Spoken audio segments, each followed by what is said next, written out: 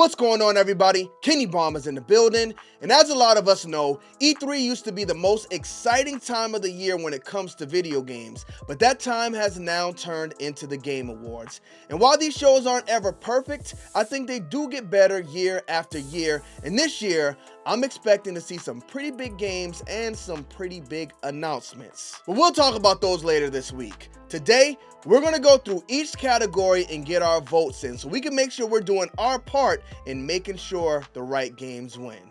So let's get right into it.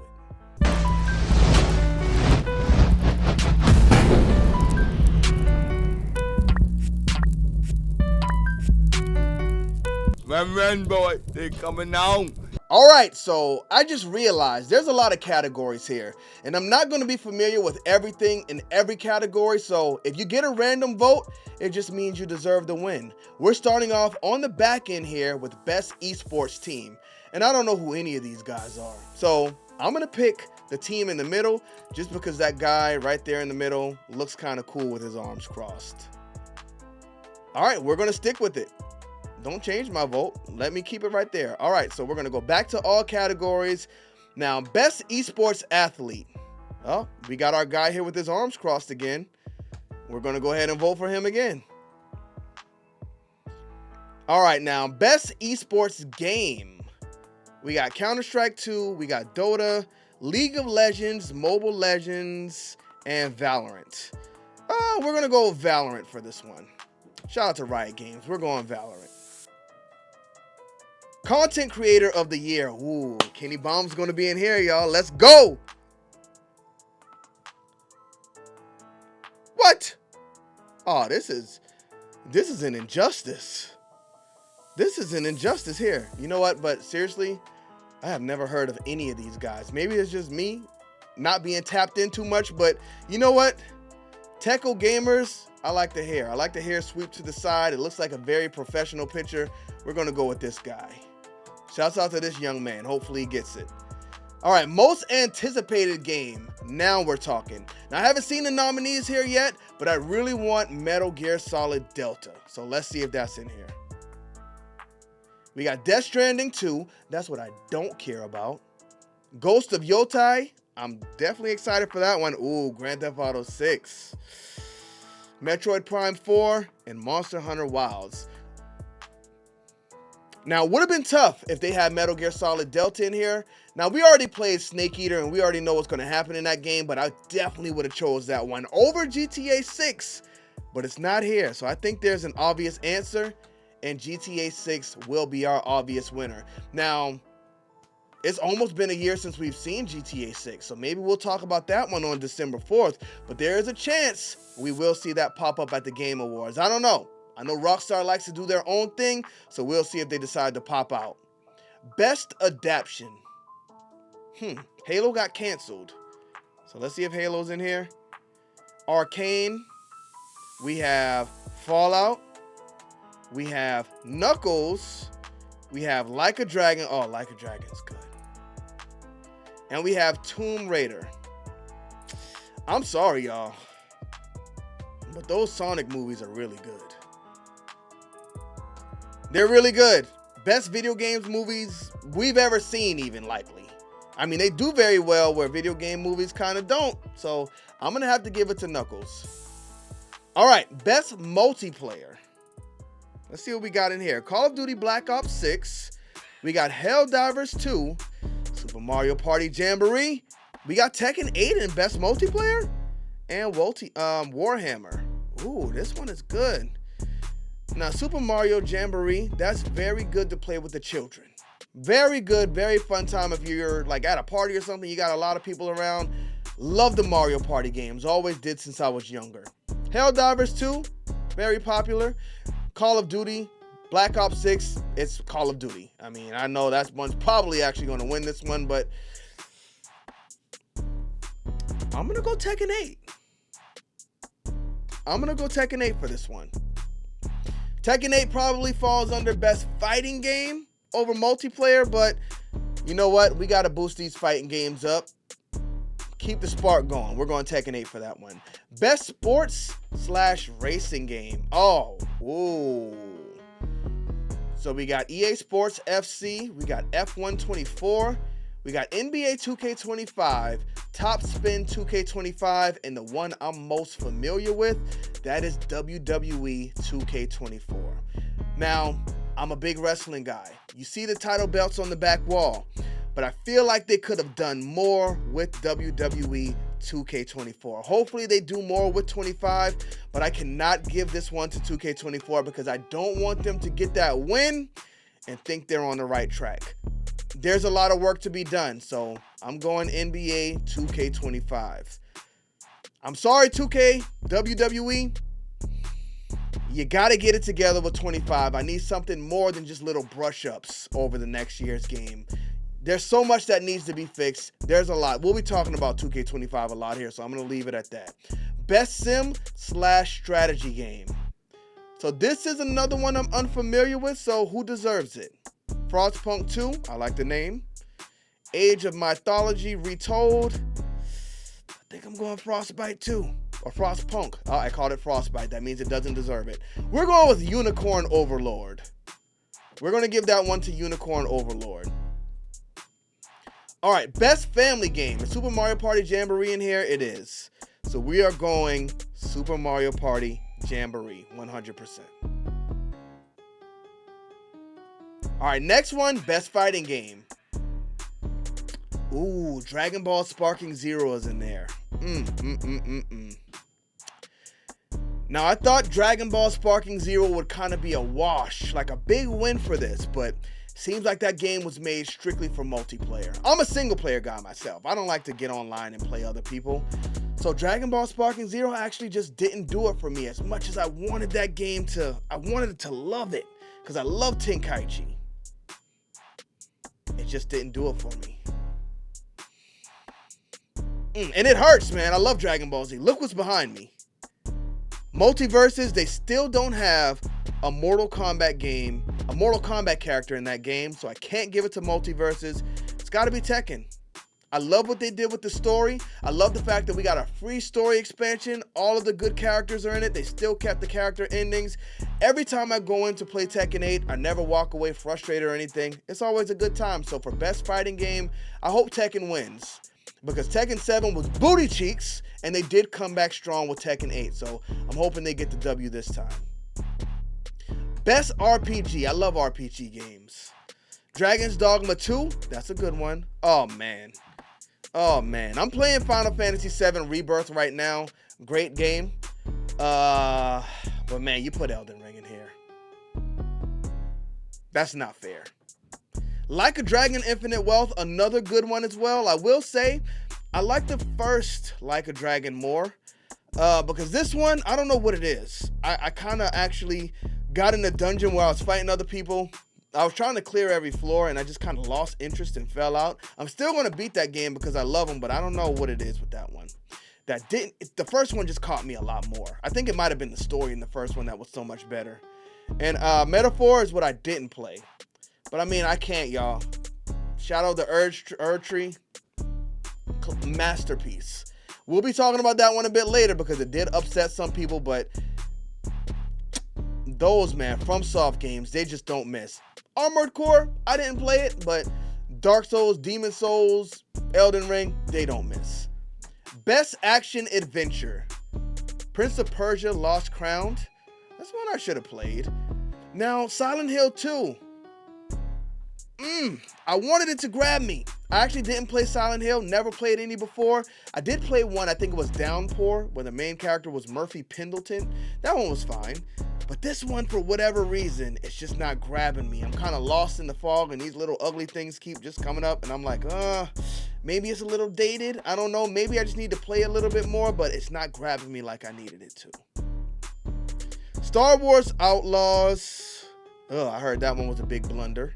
And Astrobot, surprisingly, is one I want to play, but I haven't played yet. So, I mean, if we had to go off one I played, I mean, I got to give it to Silent Hill 2 because there was enough interest there for me to spend money on it, but so far, it just hasn't really impressed me. But, I mean, I'm still going to finish it. We'll see where we are. I'm only like a few hours in, but you know how it is. Definitely not better than The Evil Within, those games. magnificent. Best action game. Black Myth Wukong. I really like this game, but it's like Boss Rush. I was hoping to get more of a Dark Souls, Demon Souls vibe where there's like more in the world to do, but it's like fight a big boss, you get a little bit of in between, another big boss, little bit in between, another big boss, but I enjoy it. I just wish it was a lot better. So I'm gonna give it the vote. I played Stellar Blade as well, and the world in Stellar Blade just kind of feels empty. I wanted to like it because, you know, they did what they wanted to with that game. We'll say that, and I really respect that. But as far as the world, I just can't give it to it because it felt very empty. Best VR AR is Batman in here. Batman is definitely in here, and we are going to give that one to Batman. Can't wait to get another Batman console game, which I heard Rocksteady is going to be working on. So get back to form, recover from Suicide Squad, and let's get it going. Best mobile game. I hate mobile games. I hate mobile games. Zenless Zone Zero. Ooh, Pokemon trading card. Nah, we're going to go with Zenless Zone Zero. Because this one, they actually, you know, hooked me up with a copy of for PC, and it wasn't bad. It wasn't bad. Not anything I was like over the moon for, but it was pretty enjoyable from what I played. Best debut indie game. I won't lie to y'all, I don't do too many indie games, but The Plucky Squire, I've seen it on a few lists here. Also Manor Lords. But I feel like we're going to give it to The Plucky Squire. Just because it's colorful. And the fact that we're giving it to one at random, it just means they deserve it. Best independent game. Oh man, we got it. Another few here. You know what? I keep seeing Joker here. So that means they deserve something. We're going to give it to Joker. Or a Balatro. We're going to give it to Balatro. Best community support. Baldur's Gate 3. Let's see, Final Fantasy. Let's see, it's a lot of... Oh, gotta go Fortnite. Gotta go Fortnite. They keep the updates going. I really respect what they're doing with that game. Still one of the most popular games after all of this time, so I don't think you can turn Fortnite down on that one. Best ongoing. Again, I don't think Fortnite can be denied because people still love this game as much as they loved it when it first came out. Even with all of the changes, you see all kind of characters added. Gotta give it to Fortnite. Games for Impact. Oh, man. There we go. There we go. I'm very upset because this game is not, it didn't make Game of the Year. Because this was actually a pretty dry year. But I mean, there was one shining spot for me. And that shining spot was Life is Strange Double Exposure. I love all of the Life is Strange games. I don't care how woke they are. The storytelling is just magnificent. And Life is Strange Double Exposure may just be the best of them all. Definitely giving it to that one. Hopefully they win, because I really want these Life is Strange games to keep going. I don't think a lot of people like the second one with the boys, but I actually love that one as well. So please, please, y'all, if you haven't voted, whether you play Life is Strange or not, come in here and vote for it. Innovation in accessibility. Now, accessibility is important because I get a lot of people reaching out to me about it, about why doesn't this game has this? You should make a video on this not being accessible. So it's very important. I don't know which one of these are accessible, and this is a very important category. So for this one, I'm not going to guess. I think whoever actually deserves this one needs to win it. So we're going to skip that one. Best performance. Okay, who we got here? Final Fantasy VII Rebirth, Brianna White, Life is Strange Double Exposure, Hannah Tell. I think I'm going with her. Star Wars Outlaws, Silent Hill 2, and Sensuous Sacrifice. She's really good too, but come on, man. Life is Strange, man. Great game. I think they need to get all of the flowers this year. So we're going to go with that one. Best audio design. Oh, definitely Sensuous Saga. Definitely. Just all of the crazy sounds, like the whispers and everything. They say you should play it with headphones on, but that's what I'm not doing. But I mean, sound design, great in that game. Best score and music. I don't know why Mario Sunshine just came to my head. That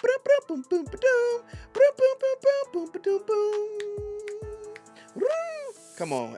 Terrible game. Mario Sunshine was an absolutely terrible game, but the soundtrack was amazing. We're gonna go with Final Fantasy VII Rebirth. I like how everything sounds and feels epic in that game. Best art direction?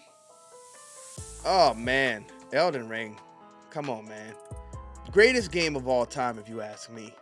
I play a lot of games, and eldenRing, if you put it in the category, it has to win, because I know a lot of people aren't happy because Shadow of Erdtree isn't a new game. It's DLC, and it got put in all of these categories, but it absolutely deserved it, y'all. I'm sorry to say, it absolutely deserved it.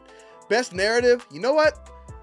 Like a Dragon, Infinite Wealth, while I'm in there, it's actually really good, but again, it's just something that's disconnecting me from it. I think it might just be more of the grinding, because I pretty much try to clear everything while I'm playing those games, so it's really no fault on the game. It's just me trying to be a completionist that really kind of messes it up. But I'm still going to go with Like a Dragon, Infinite Wealth, just because I love the characters in that game so much. Best game direction, we are going to go with...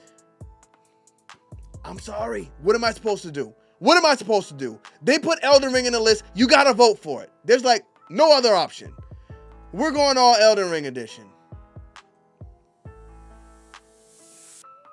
We're going all eldenRing edition. That's all.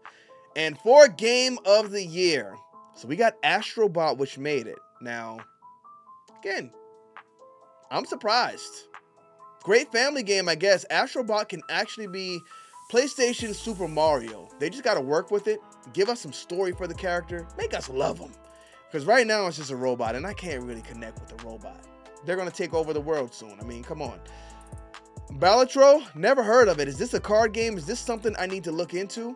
Black Myth Wukong definitely had potential.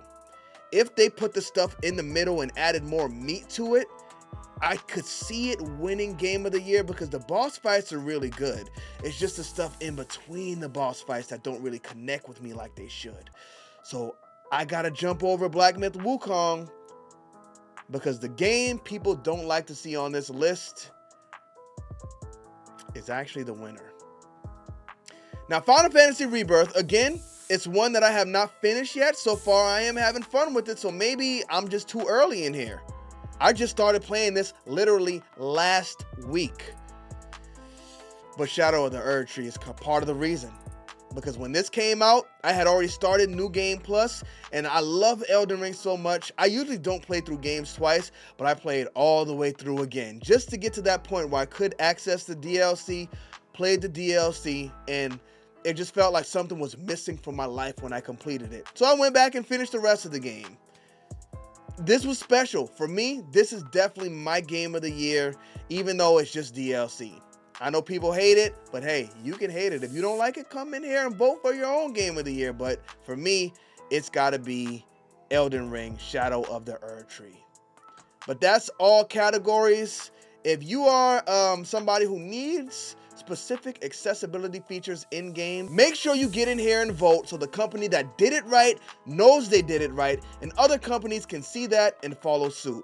But thank y'all for tuning into this video. Again, there are some big games I'm looking forward to seeing during the Game Awards, and I'm going to start talking about them a little later this week. But what games do you want to see? Let me know in the comment section. Just don't forget to drop a like on this video and smash that subscribe button if you haven't already. Bomb Squad, let's get to that.